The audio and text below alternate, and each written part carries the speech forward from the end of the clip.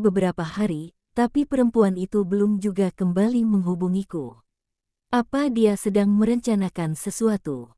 Mas Chandra sudah menemukan 5 orang tukang pukul yang aku inginkan. Mereka hanya menunggu aba-aba dariku saja. Aku sudah tidak sabar lagi. Saat aku tengah makan siang, masuk pesan singkat dari perempuan itu. Dia mengatakan untuk membawa uang itu ke tempat di mana dia pernah menyerahkan aku pada Mas Yoga dulunya saat mereka menyekapku. Aku segera membalas pesannya. Dia berpesan agar aku jangan membawa siapapun. Aku menyanggupinya. Waktu pertemuan sudah ditentukan. Dia memintaku datang ke tempat itu jam 10 malam. Aku yakin mereka pasti merencanakan sesuatu padaku. Aku berusaha tenang dan menyanggupi apapun yang mereka minta. Kali ini mereka yang akan aku balas. Aku segera menghubungi Mas Chandra, memintanya untuk mengumpulkan orang-orang itu. Aku akan pergi sendiri ke tempat itu, diikuti oleh Mas Chandra dan juga preman bayaranku itu. Malam harinya, Mas Chandra dan kelima preman itu sudah ada di rumahku. Riana, apa kamu yakin melakukan ini seorang diri? Apa tidak sebaiknya Mas juga ikut menemanimu bertemu dengan mereka? Tanya Mas Chandra khawatir. Tidak usah, Mas. Mas dan preman-preman ini mengawasi dari kejauhan saja. Setelah mereka menerima uang itu, dan aku mendapatkan diari itu, silahkan lakukan apa yang aku perintahkan, Mas. Jawabku berusaha menenangkan Mas Chandra. Mas takut rencana ini gagal, Riana. Mas takut mereka menyakitimu. Ucapnya sambil menatapku penuh rasa khawatir. Jangan khawatir, Mas. Aku bisa jaga diri. Balasku. Sebenarnya aku membawa senjata api tanpa sepengetahuan Mas Chandra. Jika nanti semua rencanaku gagal, setidaknya aku bisa menyelamatkan diri dengan senjata api ini. Senjata api yang aku pesan dari seseorang beberapa hari yang lalu. Sekitar jam 9 malam, kami segera menuju tempat pertemuan dengan perempuan itu. Mobil Mas Chandra mengikutiku menuju tempat pertemuan itu. Setelah hampir sampai di tujuan, aku segera menelpon Mas Chandra. Mas, tempat pertemuan itu di gedung kosong di depan sana. Mas bisa mencari tempat parkir yang aman sekarang. Jalankan sesuai rencana kita, Mas. Jika aku tidak keluar setelah setengah jam, Mas dan preman-preman itu bisa menyusulku ke dalam. Ucapku. Baiklah, Riana. Hati-hati. Balas Mas Chandra. Aku segera mendekati gedung kosong itu. Gedung kosong yang jauh dari pemukiman warga. Cahaya lampu hanya berasal dari arah dalam gedung itu pun samar. Semua terlihat gelap. Aku tak bisa melihat dengan jelas keadaan gedung. Aku menghentikan kendaraan tepat di depan gedung kosong itu. Lalu mengedarkan pandangan ke setiap penjuru. Tidak ada tanda-tanda ada perempuan itu. Aku memusatkan pandangan ke arah kanan, di sana aku melihat seperti ada sebuah mobil yang terparkir.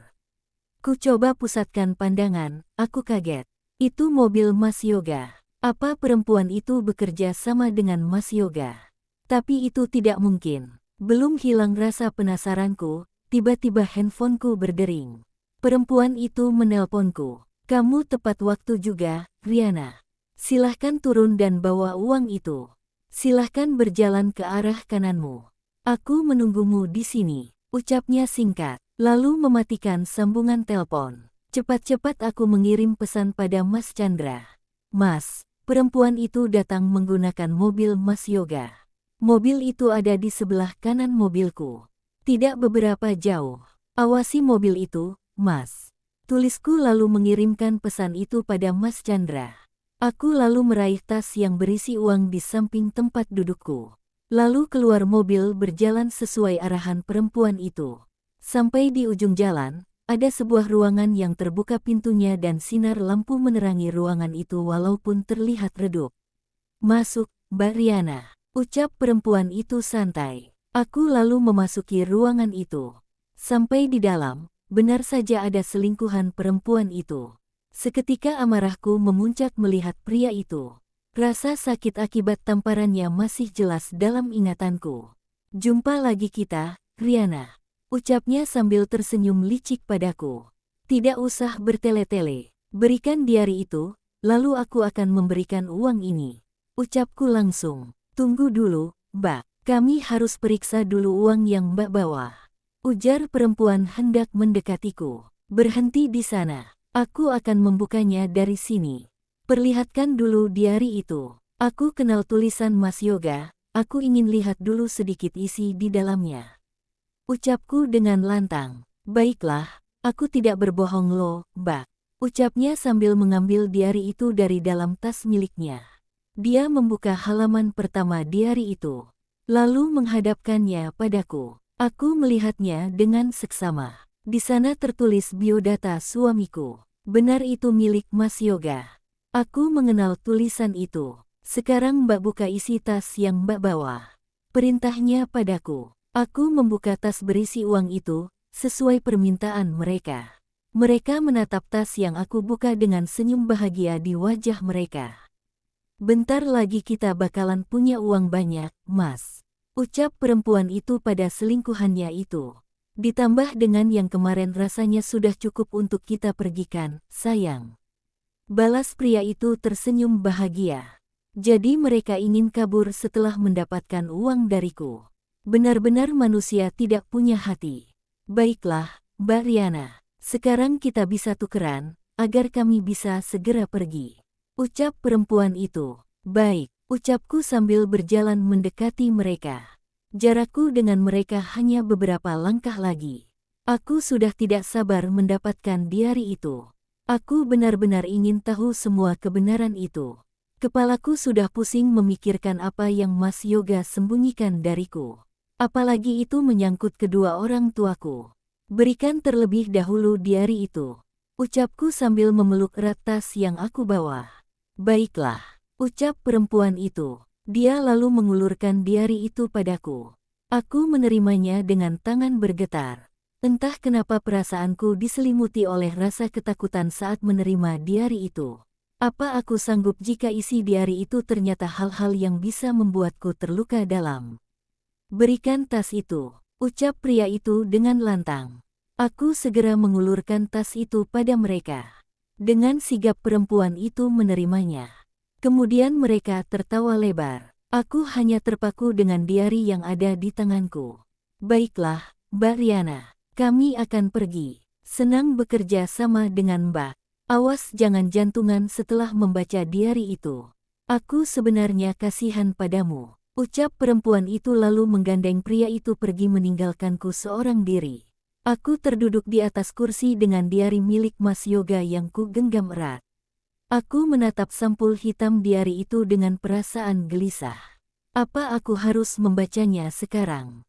Tidak mungkin. Aku segera memasukkan diari itu ke dalam tas yang aku bawa. Lalu duduk menunggu Mas Chandra dan preman-preman itu menjalankan aksinya. Tak butuh waktu lama. Aku mendengar keributan dari arah luar. Mas Chandra dan juga preman-preman itu pasti tengah menjalankan perintahku. Aku hanya perlu menunggu sebentar lagi. Tak kuhiraukan keributan dari arah luar. Pikiranku masih tertuju pada diari yang ada di dalam tasku. Apa yang sebenarnya Mas Yoga sembunyikan dariku? Sampai-sampai dia tega bertindak sejauh ini. Bahkan rela kehilangan pekerjaan untuk menutupi semua rahasia itu. Aku mendengar derap langkah kaki mendekati ruangan tempat aku duduk. Aku mendengar dengan jelas sumpah serapah perempuan itu dan juga pria itu. Sepertinya Mas Chandra dan juga preman-preman itu berhasil meringkus mereka. Riana, kamu baik-baik saja kan? Tanya Mas Chandra sambil berlari mendekatiku. Lalu dengan refleks dia langsung memelukku erat. Kubiarkan saja Mas Chandra memelukku. Sedangkan pandanganku tertuju pada perempuan itu dan selingkuhannya yang tangannya terikat ke belakang.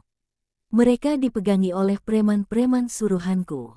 Sialan kamu Riana, kamu sudah ingkar janji, teriak perempuan itu padaku. Aku menyeringai penuh kebencian mendengar teriakan perempuan itu. Aku akan membalaskan semua perbuatannya padaku.